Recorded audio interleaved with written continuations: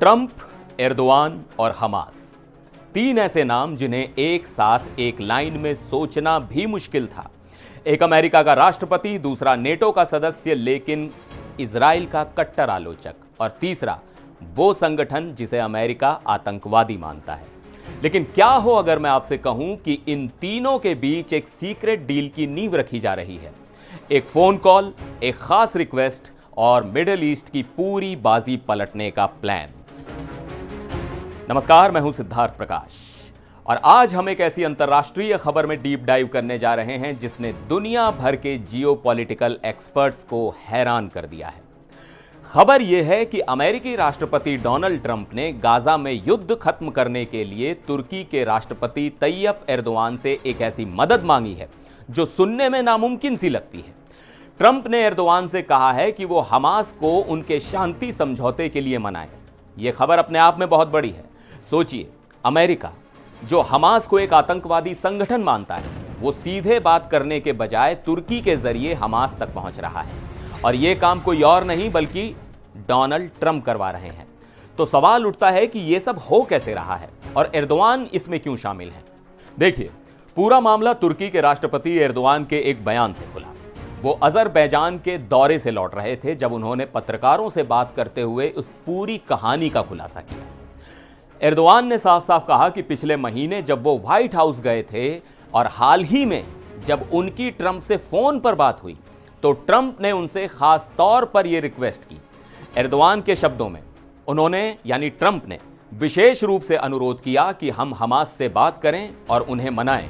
हमने इस पर तुरंत अपने समकक्षों से संपर्क किया। इसका मतलब साफ है, तुर्की इस शांति प्रक्रिया में सिर्फ एक दर्शक नहीं बल्कि एक एक्टिव प्लेयर, एक बिचौलिए की भी भूमिका निभा रहा है और तुर्की ने यह काम शुरू भी कर दिया है। एर्दोआन ने बताया कि उनके अधिकारी लगातार हमास के संपर्क में हैं और उन्हें समझा रहे हैं कि फिलिस्तीन के भविष्य के लिए क्या सही है और क्या कदम उठाने की जरूरत है। अब आपके मन में सवाल जरूर आ रहा होगा कि आखिर ट्रंप को तुर्की की ही जरूरत क्यों पड़ी। तो इसकी तीन बड़ी वजहें हैं। पहला, तुर्की नेटो का सदस्य देश होने के बावजूद हमास से सीधे और खुले तौर पर बातचीत करता है। एर्दोआन कई बार हमास को आतंकवादी नहीं बल्कि आजादी के लड़ाके कह चुके हैं। इस वजह से हमास उनकी बात सुनता है। दूसरा, तुर्की ने इस युद्ध में इजराइल की कड़ी आलोचना की है। उसने इजराइल के एक्शन को नरसंहार बताया और उसके साथ सारे व्यापारिक रिश्ते भी तोड़ दिए। इससे फिलिस्तीनी पक्ष और अरब देशों में तुर्की की एक साख बनी है। और तीसरा, एर्दोआन खुद को मिडिल ईस्ट में एक बड़े लीडर के तौर पर स्थापित करना चाहते हैं। यह शांति समझौता अगर उनकी मध्यस्थता से होता है तो ये उनकी एक बड़ी कूटनीतिक जीत होगी। इस शांति समझौते पर बातचीत मिस्र के शर्म अल शेख में चल रही है और खबर यह भी है कि इसमें कुछ सकारात्मक प्रगति हुई है। हमास ने खुद इस बात की पुष्टि की है कि इजरायली बंधकों और फिलिस्तीनी कैदियों की रिहाई के लिए नामों की लिस्ट का आदान प्रदान हुआ है। तुर्की के खुफिया प्रमुख इब्राहिम कलिन भी इन बैठकों में शामिल हो रहे हैं, जो दिखाता है कि तुर्की इस मामले को कितनी गंभीरता से ले रहा है। लेकिन कहानी यहीं खत्म नहीं होती। एर्दोआन से यह भी पूछा गया कि युद्ध के बाद गाजा में सुरक्षा की जिम्मेदारी कौन लेगा। क्या वहां तुर्की के सैनिक तैनात हो सकते हैं? इस पर एर्दोआन ने कहा कि अभी पहली प्राथमिकता पूर्ण युद्ध विराम, गाजा तक मदद पहुंचाना और उसका पुनर्निर्माण करना है। लेकिन उन्होंने यह भी साफ कर दिया कि अंकारा युद्ध के बाद गाजा में हर संभव योगदान देने को तैयार हैं।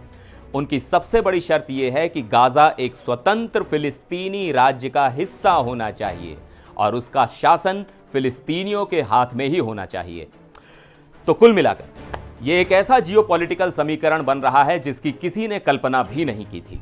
डोनाल्ड ट्रंप, जो अपनी अमेरिका फर्स्ट नीति के लिए जाने जाते हैं, वो अब मिडिल ईस्ट में शांति के लिए तुर्की जैसे देश पर दांव लगा रहे हैं। एर्दोआन, जो अब तक सिर्फ इजराइल के आलोचक की भूमिका में थे, वो अब एक शांति दूत की भूमिका में आ गए हैं। और हमास, जो अब तक सिर्फ लड़ाई पर अड़ा था, वो भी बातचीत के लिए तैयार दिख रहा है।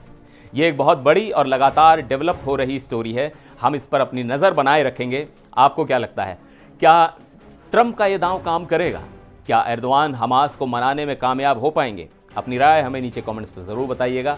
देखते रहिए एनडीटीवी इंडिया। फिर मिलेंगे एक और वीडियो में। तब तक के लिए नमस्कार।